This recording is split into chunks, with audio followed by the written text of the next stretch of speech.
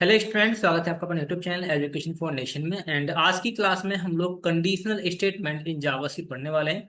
So without wasting of time चलते हैं documentation पे और आज की क्लास स्टार्ट करते हैं। ओके, सो ये हमारा डॉक्यूमेंटेशन है जिसमें टॉपिक हमारा है कंडीशनल स्टेटमेंट। ये कहते हैं कि execute the statement based on condition. क्या मतलब है कि अगर आपने मल्टीपल स्टेटमेंट लिखी है, जैसे मैंने कुछ स्टेटमेंट लिखी है 1 2 3, ये हमने कुछ स्टेटमेंट लिखी है। अब मैं चाहता हूं कि दूसरी स्टेटमेंट किसी कंडीशन पे डिपेंड करे। अगर कंडीशन ट्रू हो तब ये वाली स्टेटमेंट हमारी एग्जीक्यूट करे, अदरवाइज ना करे। तो कहने का मतलब ये है कि कंडीशन के बेस पे अगर आप कोई स्टेटमेंट रन या एग्जीक्यूट करना चाहते हैं तो उस केस में आप यूज करेंगे कंडीशनल स्टेटमेंट का। ओके, सो कंडीशनल स्टेटमेंट कौन कौन से टॉपिक्स आते हैं, ठीक है, क्या क्या चीजें हमको पढ़नी पड़ेंगी वो देखेंगे। तो सबसे पहले इसमें आता है हमारा इफ स्टेटमेंट। ये कहता है कि it is use to execute an instructions और block of instructions only if condition is true और कंडीशन इज फुलफिल।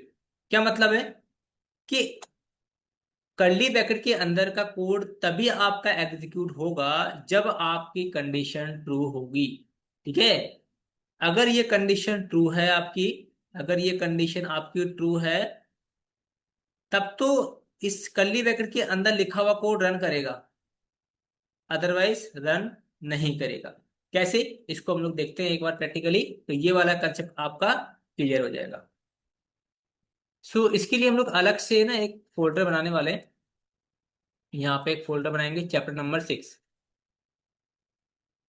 एक फाइल बनाएंगे हम लोग यहाँ पे index.js, और हम लोग यहीं पे सारे ऑपरेशन परफॉर्म करा लेंगे, ठीक है, ताकि ब्राउजर पर आ जाना पड़े। अब जैसे मान के चलो मैंने यहाँ पे एक बनाया वेरिएबल एज नाम का, और इसकी एज दी मैंने यहाँ पे 80। ठीक है भाई, फिर मैं एक कंडीशन लगा रहा हूँ। कंडीशन लिखने का तरीका होता है, पहले इफ लिखना है, देन पैरेंथेसिस लगानी, देन कंडीशन देनी। तो मैंने कहा एज अगर ग्रेटर देन है 18 से, एज क्या है हमारी, अगर ग्रेटर देन है 18 से, तब आप इस कर्ली ब्रैकेट के अंदर लिखा हुआ कोड रन करो। तो हम लोग यहाँ पे सिंपल सा मैसेज देने वाले हैं।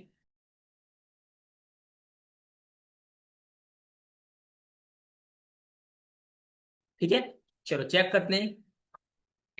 पहले हम लोग जाएंगे चैप्टर नंबर 5 में, CD chapter number 5, CLS node इंडेक्स.js,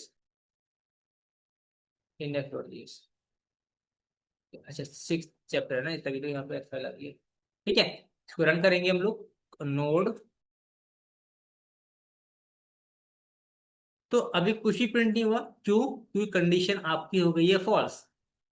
अब कैसे हुई फॉल्स? यहाँ पे जो हम लोगों ने कंडीशन लगाई है वो कंडीशन क्या लगाई कि एज जो है वो आपकी वो ग्रेटर देन होनी चाहिए 18 से, जबकि 18 से ग्रेटर नहीं है, 18 के इक्वल है। तो उस केस में क्या होगा, 18 ग्रेटर कब होगी, जब 19 होगी एज आपकी। यहाँ पे 18 ही है, इस केस में कंडीशन फॉल्स हो गई। और कंडीशन जब फॉल्स होगी तो इसके अंदर लिखा हुआ कोड रन नहीं करेगा। ये चीज पहले आपको समझनी है। सेकंड चीज आपको ये देखनी है कि अगर हम लोग इसकी कंडीशन को ट्रू करते हैं, मैंने कहा इसकी एज हो गई अब हमारी 19 हो गई, चलो, देन इसे आप रन करेंगे तो इसमें लिखा हुआ कोड आपका रन हो जाएगा। पहली चीज आपकी क्लियर हुई, बहुत बढ़िया। अभी हम क्या करेंगे, जो नेक्स्ट हमारा टॉपिक है इसी में, वो देखेंगे। ये तो क्लियर हो गया होगा उम्मीद करता हूँ।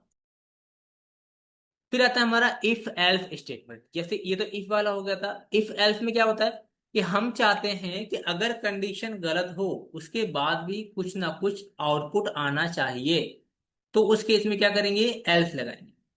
तो इफ और एल्स में आपको बस एक चीज ध्यान रखनी है कि इफ में जो भी आप कंडीशन लगाएंगे ये ट्रू होगी तो इफ वाला कोड चलेगा, अगर कंडीशन फॉल्स होगी तो एल्स वाला पार्ट चलेगा।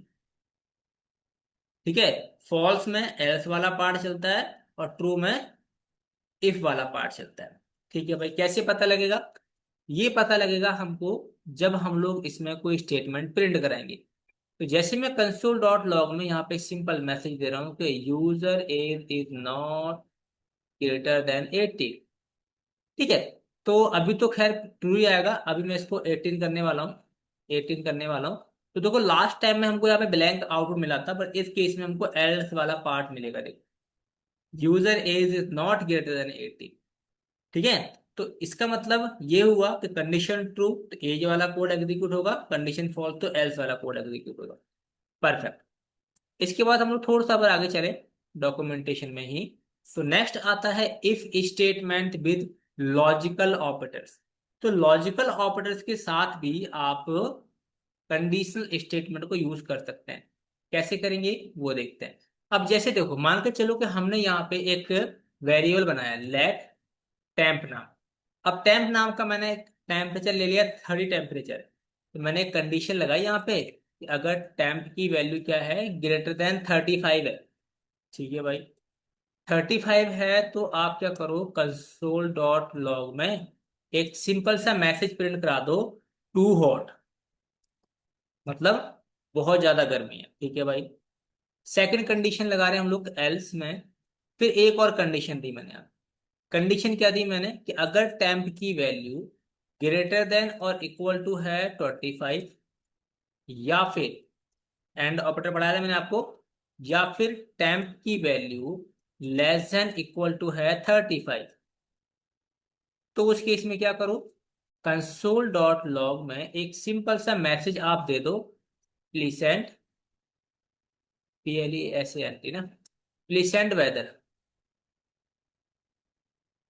ठीक है। अदरवाइज अगर ये भी कंडीशन ना ठीक हो तो एल्स वाला पार्ट, मतलब जो कंडीशन एक भी ट्रू नहीं होगी, तो उस केस में कंसोल डॉट लॉग करा के आप यहाँ दे दो कूल वेदर। ये कूल वेदर हो जाएगा। तो अभी मैं अगर इसे रन करूं तो आपके हिसाब से क्या आउटपुट आना चाहिए, प्लीसेंट वेदर। रीजन क्या है कि हमने जो यहाँ पे वेरिएबल बनाया था वो 30 बनाया था, तो 30 से बड़ा तो है नहीं ये। ठीक है, तो कौन सा पार्ट चलेगा आपका, सेकंड कंडीशन चेक की जाएगी, टेम्प की वैल्यू क्या 25 से बड़ी है, यस, क्या 35 से छोटी है, यस।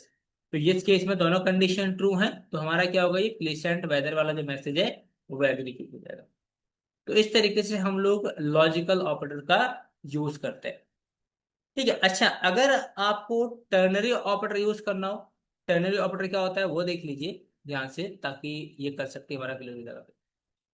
अब जैसे हमने एक वेरिएबल बनाया इज लॉगिन का,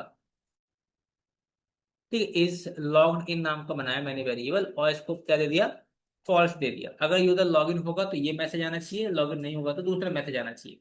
हम क्या करेंगे, कंसोल डॉट लॉग में ही मैं इसको प्रिंट करा रहा हूँ कि मैंने कहा इज लॉग्ड इन, अगर इसकी वैल्यू ट्रू है तो ट्रू है तो क्या दिखा दो, वेलकम बैक। ठीक है। Otherwise not log in, not logged in. ठीक है, या फिर आप बोलो प्लेस्ड लॉग इन, ठीक रहेगा ना, प्लेस्ड लॉग इन। तो अगर इसे आप रन करेंगे, इसे अगर रन करेंगे आप, तो क्या आ रहा है, प्लेस्ड लॉग्ड इन, क्योंकि इस लॉगिन की वैल्यू फॉल्स है। अगर इसे आप ट्रू कर देंगे, TRUE, ट्रू करेंगे तो क्या आएगा, वेलकम बैक। रन करेंगे तो वेलकम बैक। तो इस तरीके से भी आप कंडीशन लगा सकते हैं। जो आपकी वैल्यू होगी, कंडीशन होगी, कंडीशन अगर ट्रू हुई तो क्वेश्चन मार्क के बाद जो भी आप स्टेटमेंट लिखेंगे वो रन करेगी। और अगर आपकी कंडीशन फॉल्स होती है तो कॉलन के बाद जो भी आप स्टेटमेंट लिखेंगे वो एग्जीक्यूट करें। ठीक है, यहां तक कोई डाउट होना नहीं चाहिए आप। इसके बाद फिर हम बात करेंगे नेस्टेड इफ एल्स की। नेस्टेड इफ क्या कहता है कि इफ कंडीशन के अंदर अगर आप एक और या एक से ज्यादा इफ स्टेटमेंट लगाते हैं तो उसको हम बोलते हैं नेस्टेड। ठीक है, तो नेस्टेड इफ कैसे यूज करोगे वो देख लीजिए। जैसे हम लोग यहाँ पे एक वेरिएबल बनाते हैं, लेट, मैंने एक नंबर नाम का ले लिया वेरिएबल और इसकी वैल्यू ली बाय डिफॉल्ट 12। ये तो कोई डाउट होना नहीं चाहिए आता है आपको। अब मैंने कंडीशन लगाई कि अगर नंबर की वैल्यू ग्रेटर देन है 0, तब तो आप इस ब्लॉक के अंदर का कोड लिखो। ठीक है, अदरवाइज एल्स में आप क्या लिख दो, कंसोल डॉट लॉग में हम एक सिंपल सा मैसेज दे रहे हैं, positive, number should be positive. ठीक है। चलो, अगर नंबर 0 से बड़ा है जो कि 12, तो 0 से बड़ा है ऑलरेडी। इफ वाला कोड चलेगा। इफ में मैं एक और कंडीशन लगा रहा हूँ, इसको हम बोलते हैं नेस्टेड इफ स्टेटमेंट। मतलब कि एक कंडीशन लगा दी, वो कंडीशन ट्रू हो गई, उसके बाद फिर से हमने कोई ना कोई कंडीशन लगा दी। ठीक है, इसमें क्या बोला मैंने कि नंबर जो है अगर उसको मैं अगर 2 से डिवाइड करूं और रिमाइंडर अगर 0 आता है, तो मैं सिंपल से एक मैसेज देना चाहता हूँ कि positive even number console dot log में पॉजिटिव इवन नंबर। ठीक है। चलो, अगर डिवाइड नहीं होता है तो उस केस में क्या करेंगे हम लोग, यहाँ पे कंसोल डॉट लॉग में आप मैसेज दे दो पॉजिटिव ऑड नंबर। सेव किया, इसके बाद CLS करके रन करते हैं। तो क्या आ रहा है, पॉजिटिव इवन नंबर, क्योंकि ये 12 इवन नंबर है। अगर मैं इसकी वैल्यू चेंज करता हूँ, जैसे मैंने कहा मैं इसकी वैल्यू कर दी 7। ठीक है, 7 में रन करो वापस, तो ये पॉजिटिव ऑड नंबर होता है। अगर हम लोग इसकी वैल्यू करते हैं -19 या -10 करते हैं, तो उस केस में आप देखेंगे ये हो जाएगा नंबर शुड बी पॉजिटिव। ठीक है, क्योंकि नेगेटिव में क्या होगा कि पहली कंडीशन आपकी फॉल्स हो जाएगी, तो ये तो कोड चलेगा ही नहीं आपका। फिर किस में आ जाओगे, सिंपली आप एल्स वाले पार्ट में आ जाओगे, और एल्स में जो भी कोड लिखोगे वो आपका रन करता है।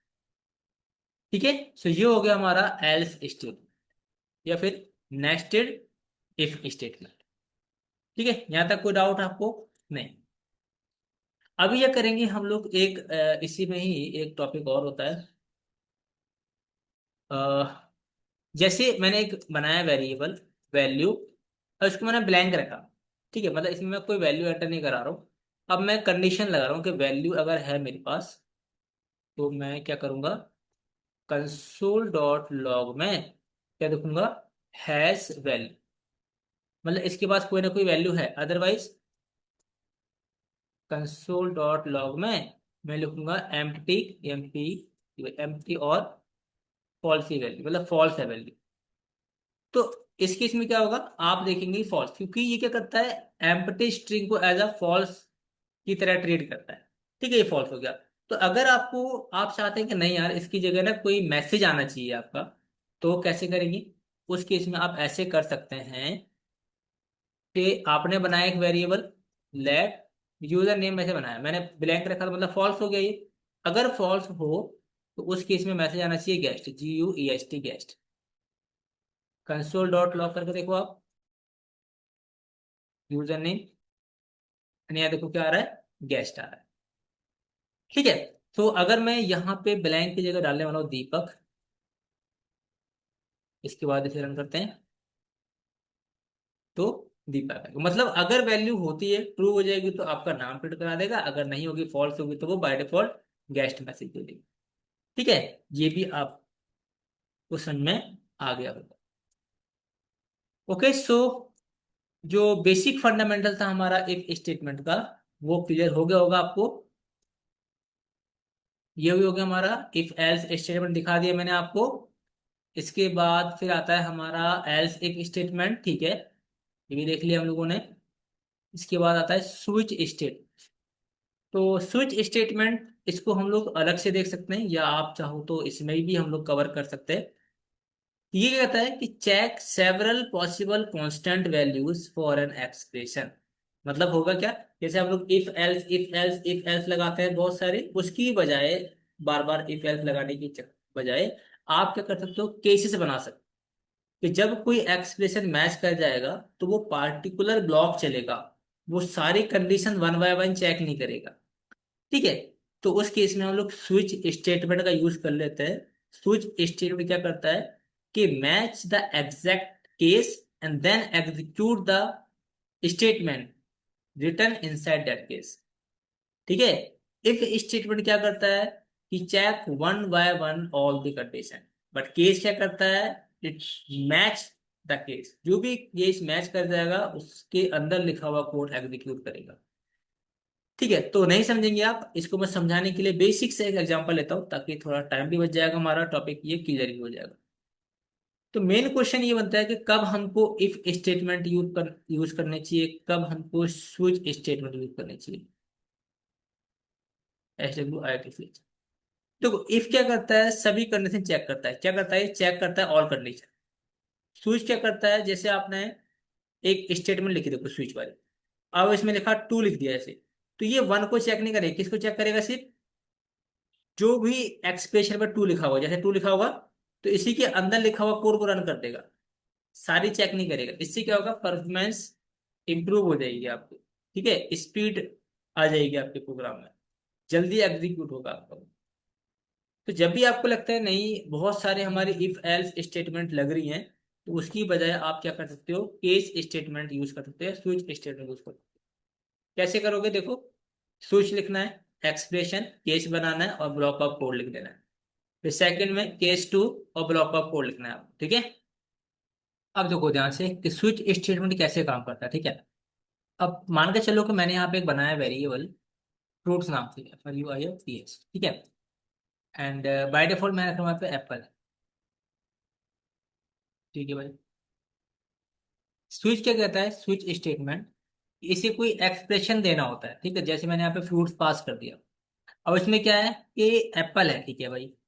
देन हम लोग क्या करेंगे, यहाँ पे हम बनाएंगे केस, केस में नाम देते हैं हम लोग यहाँ पे, ठीक है। तो केस में कैसे नाम देंगे, जैसे लिखा मैंने यहाँ पे बनाना,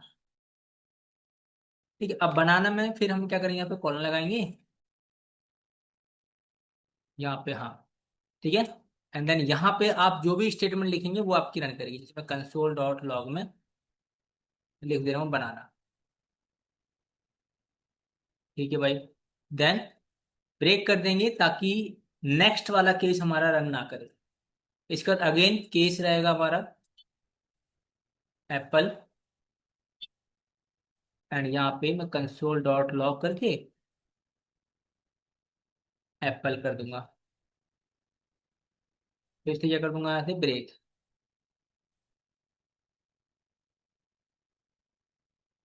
इसको भी थोड़ा सा इंडेंटेशन का ठीक कर लेते हैं, ठीक है, हाँ। इसके बाद फिर अगर कोई भी केस मैच नहीं करता है तो बाय डिफॉल्ट कोई अगर आपको केस चलाना है तो यहाँ पे डिफॉल्ट नाम का एक होता है, इस डिफॉल्ट में आप कंसोल डॉट लॉग कर सकते हो, कंसोल डॉट लॉग, ठीक है, या case not match, case not match, ठीक है, इस तरीके से मैंने कर दिया।